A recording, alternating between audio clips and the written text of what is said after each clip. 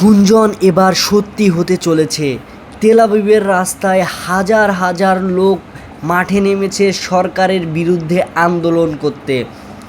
প্রায় 10,000 বেসরকারিভাবে শনাক্ত করা হয়েছে। 10,000-এর ওপরে লোক মাঠে নেমেছে শুধু সরকারের বিরুদ্ধে কথা বলতে এবং সরকারের বিরুদ্ধে আন্দোলন করতে।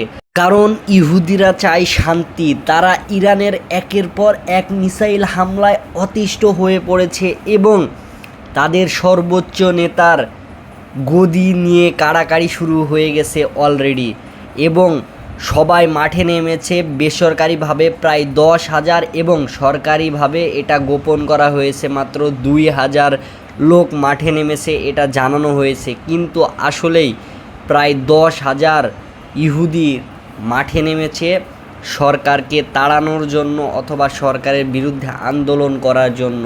নেতানিয়াহু প্রায় অস্থির হয়ে পড়েছে তার গদি হারানোর ভয়ে। আর এদিকে বিক্ষোভকারীরা বলতেছে যে আমরা চাই শান্তি।